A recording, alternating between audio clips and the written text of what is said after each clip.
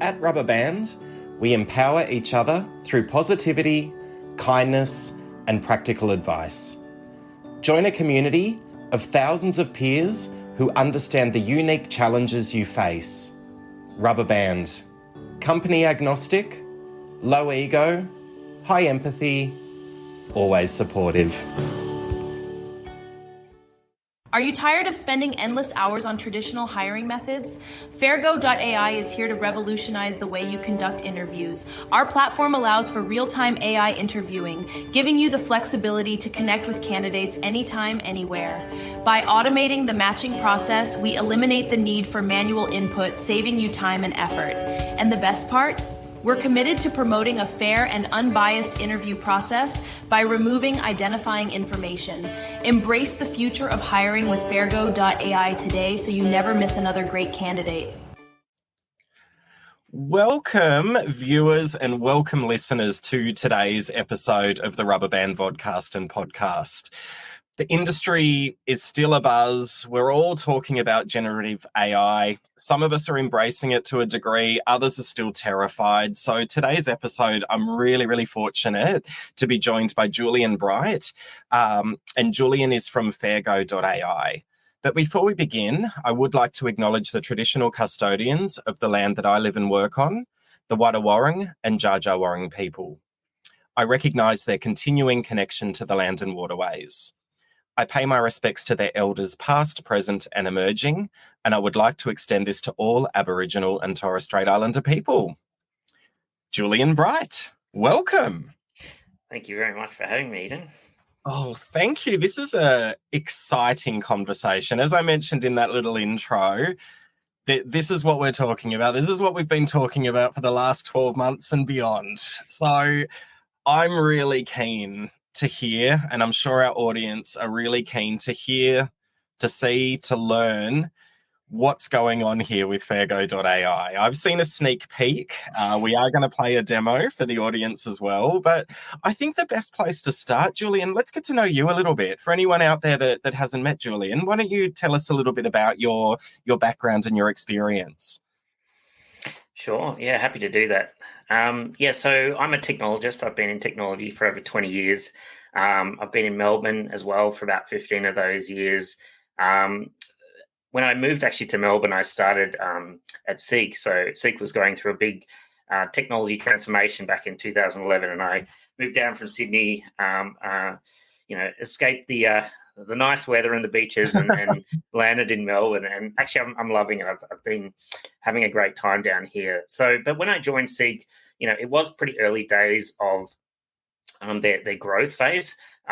We brought on hundreds of folks into the organization, and I was involved in helping that transition. But what I also did is I moved pretty quickly into a new data science team that was spun up. So I did Seek for 6 years, and most of that time was data and analytics products. And so one of the first things we did was build search and recommendation tools. And so folks might have signed up for the job mail and sort of start to see those personalization aspects. So that was something I was involved with, as well as a number of initiatives. So I got really excited about the potential of AI and machine learning and continue that throughout my career. So after leaving Seek, I ended up joining Amazon. Oh, wow. So I was, solution architect at Amazon, still based out of Melbourne, but obviously in a much bigger organization and much larger sort of potential and scope. And I continued focusing on AI and machine learning throughout that time, but I also did a lot of hiring. So, at my time at Seek, I learned about the marketplace, about the dynamics between hirers, talent, employers, some of the challenges of matching candidates to hirers. And then at Amazon, I learned a lot about their hiring process. And, I think one thing that's really interesting about Amazon is a huge company, but, it still operates in a quite lean way. So they have, what they like to call two pizza teams, which is essentially, enough people to, consume two pizzas are sort of autonomous to a certain extent. And so all those people work collectively together. And so hiring is actually a really important part of the culture. Yeah. And one of the interesting things that Amazon's managed to do quite early in their sort of establishment was define these leadership principles. And so, they use these leadership principles to help with all aspects of running the company, but in particularly in hiring. And so as a hiring manager, what you would often do is anchor some questions and the way you run interview processes around these leadership principles. And if you get through the initial screening interview, you typically have what they call a loop. And a loop is essentially 4 different interviews happening in sort of different aspects of those leadership principles. And testing, for example, deep dive would be something that a technology person would test, or innovate and simplify might be another one, or learning, be curious, various interesting sort of aspects of that. And what they're looking for is insights into the way you think about building software and sort of working with teams and that sort of stuff. So really interesting process, and actually quite effective, and kept the bar high. And there was some other things they did which were really quite clever, which was have a bar raiser individual as part of that hiring process. And essentially the bar raiser sits in there, and they're outside of the organization, and they sort of help level check the hire, but also they're sort of someone who can either manage the process or potentially, sanity check that the hiring manager is making the right decisions for the organization, and not just sort of looking to get someone a bum on the seat, so to speak. So that was really interesting. And after leaving Amazon after 4 years, I joined a small startup, actually. So I was based still in Melbourne, but I was an engineering manager working remotely for a US-based startup called Base. And when we started this company, I was a founding engineer, so I was quite early on. Went over to the Valley, met the team, and did that over sort of 6 months. But interesting thing was, I joined that company to help organizations sort of adopt machine learning, because it was still pretty hard at that point. There wasn't any ChatGPT, there wasn't any generative AI, and what happened partway through that those few years I was at Base is we had this new wave of technology, right? So we had generative AI sort of start to come into the mainstream. And so what we did is we made it possible for companies to basically adopt an open source version of a ChatGPT and deploy that and sort of run that at scale. And so I was building basically the infrastructure from the ground up to support that. So I learned a lot about generative AI and, some of the challenges of getting it to work at scale, but also, basically some of the power and potential of it. Yeah. And so that got me really excited about, the opportunities and really the game-changing capability of this technology. So Base was what they call an infrastructure AI company. So essentially working, on the sort of lower level of the stack. We provided a service that people could use to connect and sort of do ChatGPT type inference. Mm-hmm. And this was really interesting, but I was also curious as to what it could do as a vertical AI. And so when we talk about vertical AI, we're talking about sort of moving up the stack, if you like, so building applications on top of this infrastructure. And so, thinking back to my time at Amazon and Seek, I really saw an opportunity for building a HR vertical AI, specifically around talent acquisition. And so that's kind of where Fairgo.ai was born. I was like, what is one of the really biggest pain points for talent acquisition teams? And interestingly, partly because of the introduction of generative AI, candidates were getting very clever about using it to help their employment chances, right? So they were using it to customize their resumes. They were using it to apply at scale. And so what was happening is that hirers were seeing a 3x increase in volume of applications, partly due to this sort of technology capability. And so they were really struggling to differentiate between candidates, to deal with this hundreds or even thousands of applications that were coming in. And so then the idea came to me, well, look, why don't I build a human-like screening capability and have a live video interview that is run by an AI that is actually able to really help the hiring manager in that. And so that's what I set out to build with Fairgo.ai. So when you're saying to conduct those interviews, so we've had platforms in place that are video interviews, right? And they, you could do your introduction and you could record that and you could, I suppose, deploy that en masse. A lot of organizations have been doing that for a number of years when it comes to graduate hiring or volume hiring for contact centers. what's the difference between video and what you're developing in terms of AI interviewing? Yeah, great question. So I like to call my solution a live video interview, but Right. effectively you can think of it as a two-way interview as well. So most of these traditional one-way video interviewing platforms that you talk about, they either present a question either in the form of a video or often just as a sort of text question on the screen, and a candidate will get an opportunity to answer that. So they'll be given some think time. They might get it to retry a couple of times, but ultimately it's a one-shot recording, right? And so that recording is ultimately provided back to the hirer, and they will make an assessment on whether that was a good answer.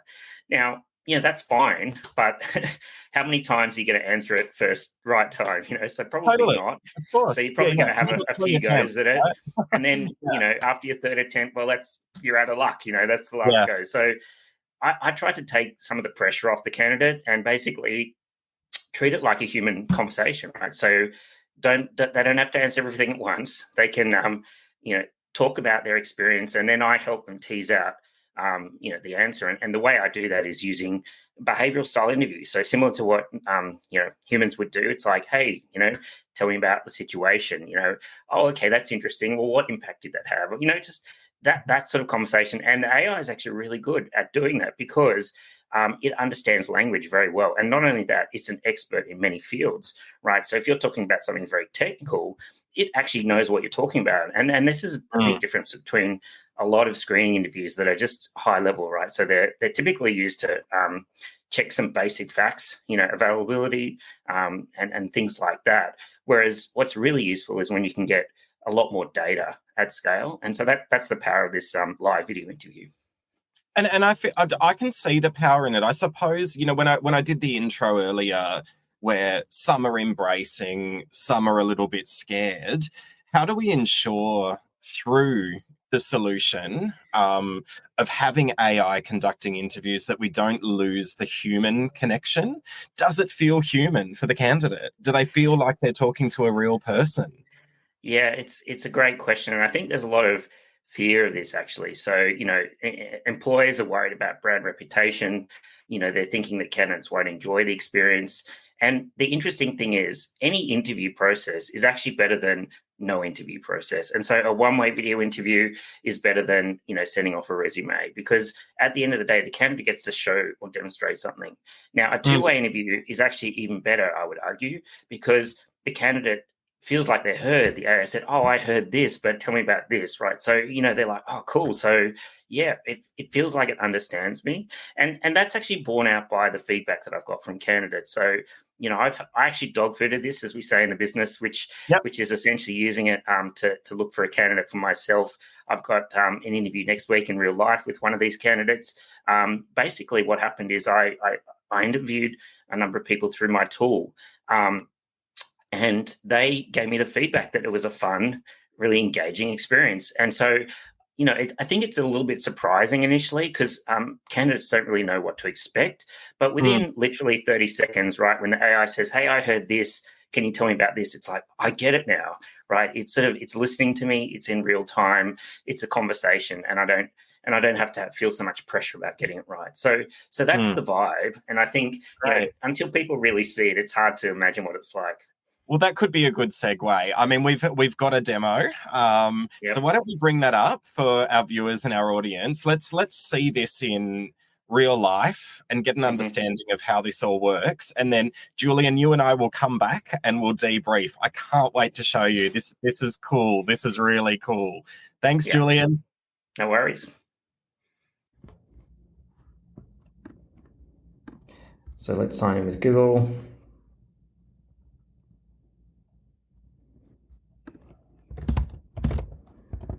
Create our new account. Now we're going to create a job. This will be a full stack engineer for Gen AI. And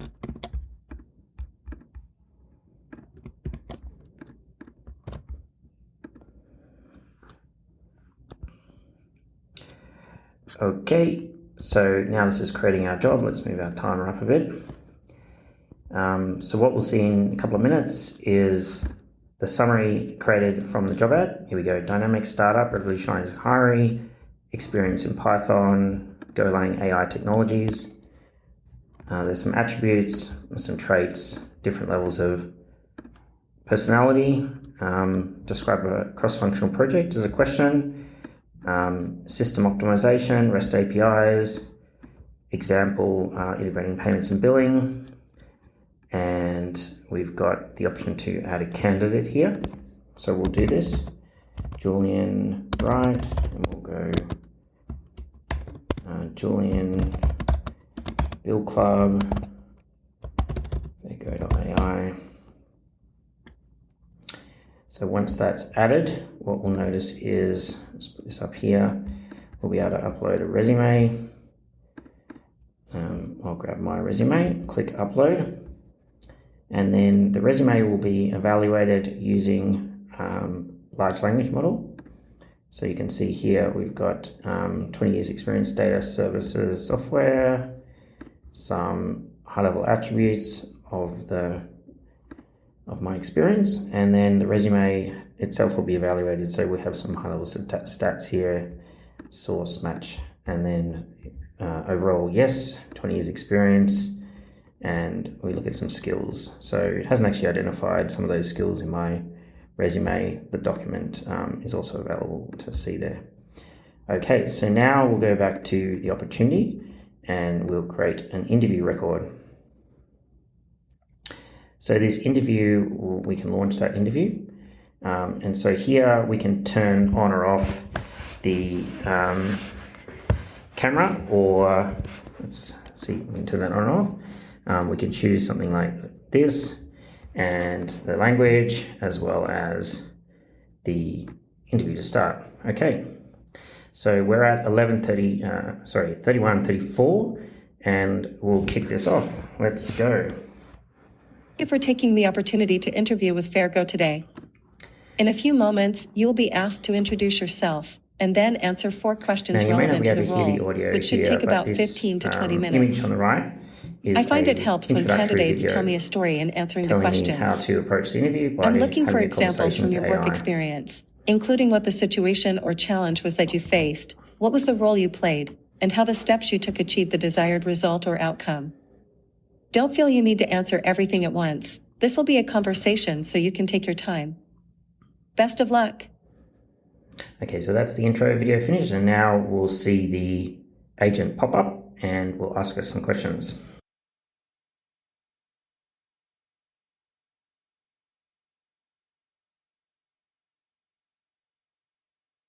Congratulations, you have completed the interview. Goodbye.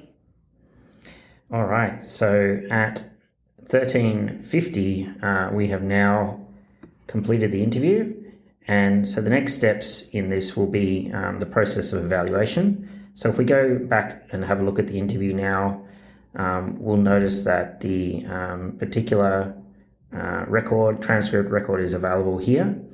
So we can click through and see, we started this at 1:35. There's a series of questions here, a number of turns to get to the second question, question 2. And then if we keep going down here, we can see, question 2 was ultimately answered before we completed the interview. And then the actual video itself is also available, and you can see that's the video here visible. Hello, Julie.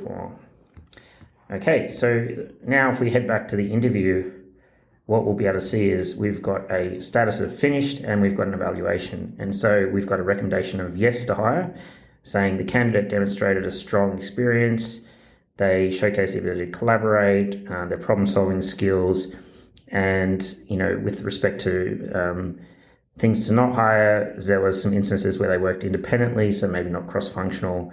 But in general, you can see that every question, so this one took 3 turns to answer, 3 minutes, and there's some quotes as well from this. This question was answered, this question was answered, and then on the last question, it's, did not provide specific examples of cross-functional team or collaboration, and so was marked down a little bit on that one. But otherwise, pretty good. And also, if you look at the statistics, you'll see that there's a score here. There's also a personality compatibility, so that's based on these traits. And so, high openness, high consistency, extroversion, agreeables, and that's it. And so now, basically, within literally 30 minutes or not even, we have a fully completed interview, and that's a wrap. And we are back. Welcome back, Julian. I'm mind blown. Look, I know, audience, there was a little bit of fast forwarding just to make it nice and succinct. So I'm going to talk you through some of the things that perhaps we did go through quite quickly in the demo. But Julian, I'm kind of thinking when watching that as a talent acquisition leader, leading a team of, I have 5 talent partners at the moment reporting into me, we're seeing this massive increase in volume when it comes to applications coming through. And we're not even big job boards. We don't advertise everywhere, right? Like, we're seeing all of this coming directly via our careers page. So I can imagine it's even more so for people that do use, the job boards out there more frequently. I just can see so much benefit to myself and my team, because in addition to that, talent acquisition teams are trying to become more talent management teams, but we're getting bogged down in this sheer volume of applications that are coming through, and we can get them rated through ATSs and things like that. That kind of technology is there, but this is next level. I mean, I look at Fairgo.ai and it's creating the questions, right? Like, how does it do that? Like, tell me about that. How is it actually taking that away from us? Because that is the mundane work we don't want to be doing. Exactly. Yeah. No, look, that video I recorded one shot in real time, so you might see the timer there ticking over. But effectively, I onboarded myself onto the platform. I uploaded a job ad. So basically, the way it starts is you either provide a URL or job description. The AI, the generative AI, using a large language model, will read the description and it will come up with the questions based on the job description. So if you've got a job description that is hitting all the right points, you'll get some fantastic questions. If you don't, maybe time to revisit your job description and work on improving it. But seriously, that was actually a signal to me. It's like that maybe there's some improvement and opportunity here. So once the questions are generated, you can obviously customize them, but that they're used as that interview prompt, right? But when I say prompt, it's like that's the question that it starts with. Of course, tell me about a time when you had this experience. Could go anywhere. And the beauty is, of course, it anchors back to the question and the job ad and sort of gets some really relevant data. Absolutely. And then not only is it doing that for us, right? And a lot of people are using ChatGPT to format questions and things like that. That's already going on, those that are embracing it. But this is next level, right? This is basing it off our position descriptions, developing those questions, but then it's asking them, right? Like, so it's removing that phone screening element of our role as well, but providing a deeper experience for candidates. Of course. And the beauty is, of course, it's asynchronous. It's whenever the candidate wants to do it, whatever time they want to do it. So you can have a job ad up today. People can interview with Fairgo.ai the same day or tomorrow. And, in a day or so, you could have 50, 100 candidates have gone through this process with really great data that you just don't get from the resume. And it's then taking that data, it's probing while it's interviewing the candidate, it's gathering all of that relevant data. How do we then evaluate it? What comes back to us? How do we trust it? What does that all mean? Yeah, no, that's a great question. So I think one of the challenges of running a good hiring process is being consistent for a start. Yeah. So I think having a structured interview process where you ask the same questions, you collect comparable data is really important. So the AI does that, of course, because it's always consistent. The transcript itself, however, will be different for everyone, right? Because people will give different examples. People will talk about different experience. Now, what my platform does is it looks at the transcript holistically, looks at the questions that were asked, and then it makes an assessment on how well the candidate answered the question. And so it uses that as a mechanism to provide an overall score and rating. Plus, it provides just a high-level recommendation, which is a sort of reason to hire or not to hire. And so that's a bit of an Amazon thing where we say, look, here's some really good strengths and also here's some weaknesses, because it's important to sometimes call that out. But for the questions, it'll tell you why it thinks the question was answered well. And not only that, it'll actually tell you why with some relevant citation to the transcript. So you can actually click into that and sort of see, oh, okay, I see why you said that. It's because of this particular, example they gave, or this particular lack of evidence, or whatever it was. And so it actually is explainable in that sense. And so that's the beauty of large language models in some way. Whilst they are incredible black boxes that have this, knowledge, they are explainable by nature because they tell you why. And I think that's the power of this. And so, of course, it's not always going to be perfect at the evaluation, but you can always go back to the transcript. You can go back and watch the video. You can have the full fidelity if you want. But my hope is that over time, the evaluations really make a big time saver, right? So that, talent acquisition teams can get hundreds or, of these videos recorded. And, they'll actually get a very quick way to evaluate and decide which candidates to move forward with a shortlist. Well, that's what I was going to ask as the next question, right, Julian? Because at the moment we receive these volumes of applications and we're making assumptions based on their CVs, and quite often, and we all try to address it, but we all have unconscious bias, right? So, and then we kind of phone screen half a dozen of them out of a few hundred. Like, what's the scalability of this like? Like, is this something that we could send to every applicant to give everyone a shot, or to give everyone a fair go? There you go. See what I did?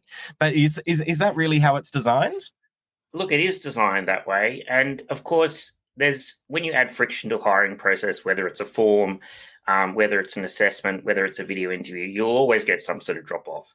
But the idea is this should be a top of funnel option for the candidate. Right. They should be given the opportunity to interview. If they complete the interview, they will get an evaluation. That evaluation will be made available to the hiring manager.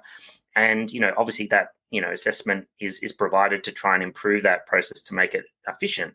But, that is the proposition, because I think one thing that we forget about the traditional one-way video interviewing is that there's actually a lot of unconscious human bias that exists through that process, right? Absolutely. Someone is reviewing and looking at a person, and whether we like it or not, there is just a human quality of making a call. Like, I don't like the look of that background, whatever it is, it's things that we do. And so we'll switch off after watching a video, which is often 15 to 20 minutes, whereas the AI doesn't. It just listens, it reads the transcript, it doesn't look at any of the audio or video per se, it just listens to the words. And then that's where it makes an assumption. So Fairgo ultimately is a reflection on that. It's like, it's using the content of the conversation and nothing else to make an assessment. Right. Well, I'm sure we have got listeners and viewers out there that are really curious about this, because this is very cool, and there are so many benefits for candidate experience, so many benefits for recruiter experience, right? And it transcends all industry, so it's appropriate for all of us. What's next, Julian? How can people learn more about this? How can people look at it at a deeper level? How can they reach out to you? And what's the future look like for you? Yeah, look, they can simply head over to Fairgo.ai. We are in a private beta at the moment. I'm hoping next month to make that more public so that anyone can sign up, but certainly request a demo, and I'm happy to jump on a call and showcase the product to you. The goal is over the next couple of months to really, onboard a bunch of customers and improve the product. Of course, it's going to get better. So whatever it is today, it's the worst it's ever going to be, which is also one thing about generative AI. Well, that's pretty cool. Yeah. Yeah. And, I'm working on integrations with various ATS platforms as well. So, for folks who are thinking, oh, how's this going to work with my existing systems? Certainly you can actually add candidates directly onto the platform. You can put this in as the front door, make candidates apply directly via my sort of page for the job ad. But also in the future, there'll be ATS integration. So folks have particular platforms they'd like to see integrated, whether that be a calendar tool or an ATS platform. Those are all coming on in future as well. Fantastic. Well, Fairgo.ai, one to watch. Do you know what? Australia is becoming the new HR Silicon Valley. There is so much cool innovation going on. And I've used the word cool about 1 million times throughout this because I just am blown away and excited by what you're doing, Julian. I really appreciate you joining and sharing this with the audience today. So thank you so much. And everyone listening and viewing, all of the details for Julian are embedded into the summary of the vodcast or podcast. So please do reach out or reach out to myself for an intro. I can't wait to see more. I'm going to be getting a deeper demo. Julian, thank you so much for joining today. Thanks so much for having me, Eden. Appreciate it. Amazing.